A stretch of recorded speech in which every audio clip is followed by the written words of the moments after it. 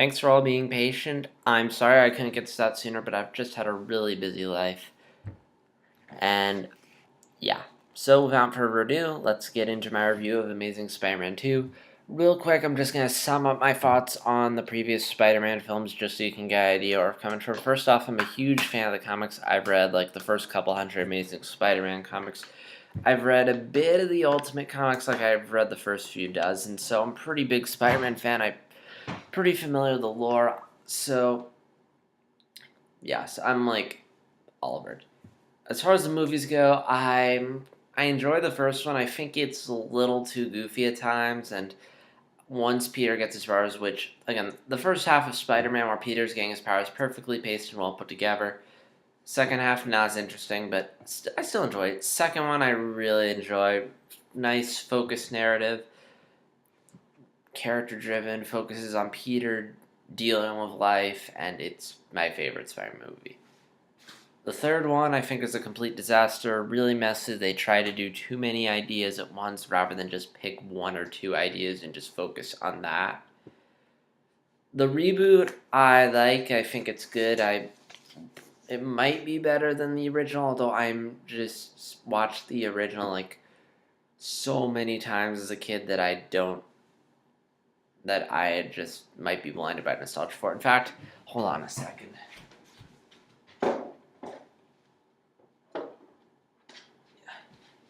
This is how big of a Spider-Man fan I am. Hold on. I have all three of the original movies on DVD. The original, the sequel, and number 3. Yeah, even number 3. There was a time when I actually enjoyed that one, but the time has passed. But yeah, like as a kid, like I love these movies, and I still do. But yeah, the reboot has definitely put some stuff into light, and it was a good start, and I was curious to see where they'd go with the sequel. I was a little skeptical of it when I heard there was going to be multiple villains, and especially when it started getting mixed reviews. But I tried to keep an open mind, and I went into it, and honestly, it wasn't that bad. I mean, there were problems with it, but in all honesty, everything was fine with this movie up until like the last 10 to 15 minutes, and I won't.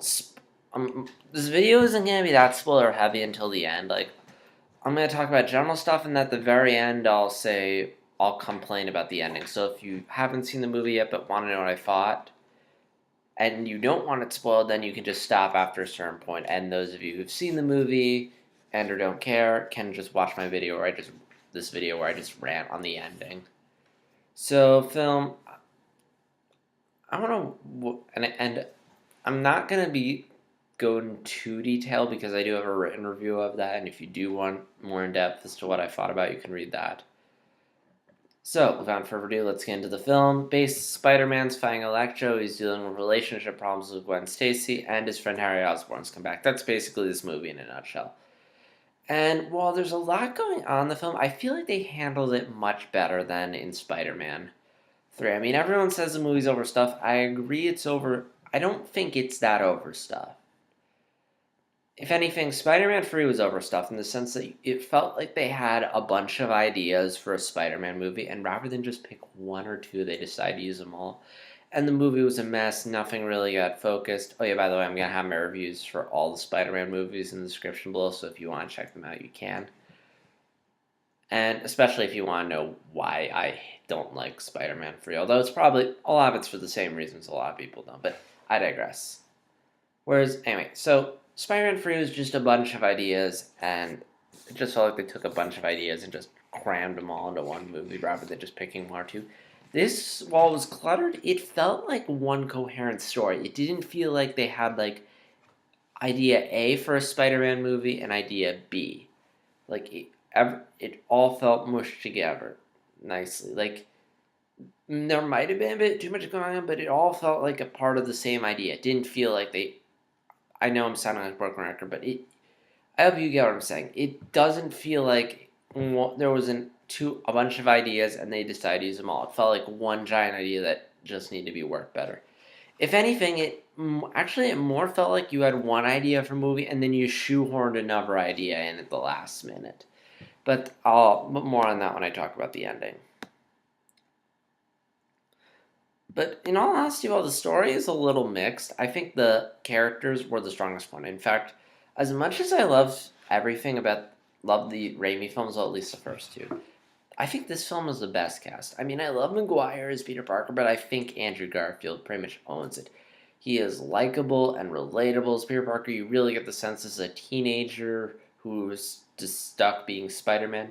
The film smartly chooses to focus not so much on Peter flying around, Spider-Man flying around shooting stuff, but the Peter as a person, who he is, what he's like, his relationship with the other characters. That's ultimately why I think this is such a great film, great Spider-Man movie, is because it chooses to focus on that. I'm glad the film does that too, and it, rather than focus on Spider-Man. And also, I love him as Spider-Man. He is likable, and, like, this is the guy I read the comics about. He's cracking jokes, and he's funny. He wants to show people that he's not a menace, and I love it. Gwen Stacy, Emma Stone, wonderful job. I love the relationship between these two. This might be my favorite couple in the Marvel movies. I mean, Kristen Dunst did a nice job as Mary Jane, but the dialogue between them felt awkward at times. The dialogue feels really natural. And they have such good chemistry together. I mean, Spider-Man 3, I did not like the relationship between Peter and MJ. It just... again, you can read about it in my Spider-Man 3 review, but it didn't work. But this is just really good. Also, I felt Electro was really likable. He had a nice arc. I know a lot of people have been comparing him to the Riddler from Batman Forever. I am in no position to agree or disagree with that since I haven't seen Batman Forever. I'm planning to do it before I see Batman vs. Superman, though. But I didn't mind Electro. I thought he was a good villain. I thought he had a nice backstory. I thought Fox played him well. If anything, I thought and Rhino I didn't mind. I thought he was a fun little villain.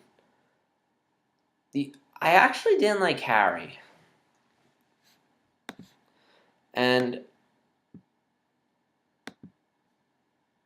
because when he goes evil, and I don't think I'm spoiling anything by saying this, because they've been advertising like crazy that the Goblin's in this movie. Same when Harry goes crazy, he reminded me a little too much of Emo Peter. And I felt like his arc to becoming the Green Goblin was really rushed. I mean, I know a lot of people like Dean DeHaan, this new actor as Harry, and even if that, you have to admit, and even if you didn't like James Franco and the Raimi trilogy, give it this. They took 3 movies to develop Harry Osborn. 3 fucking movies. First one, he's Harry's friend, and at the end he gets pissed when he thinks Spider-Man killed his father. The second one, he's even more angry, and at the end of it he finds out the Green Goblin's his father, and that Peter Parker's Spider-Man.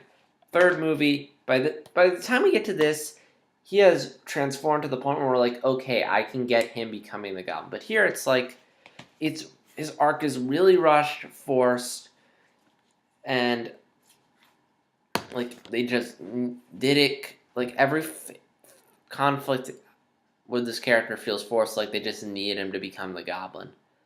And it's a shame because the other films they did such a good job, like gradually getting us to that point. And this, it just feels so rushed. And also, like even him becoming the Goblin feels rushed. I mean, like it's like he just randomly decides to put on the flight suit and glider. Everything about that just feels forced.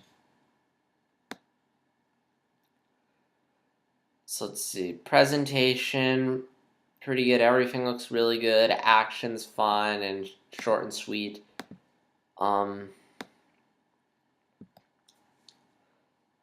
Score's decent.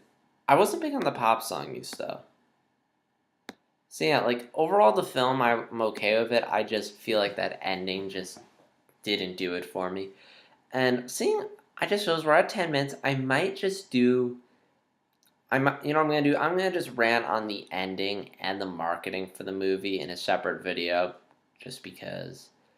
So that way, if you don't want to avoid spoilers, you can.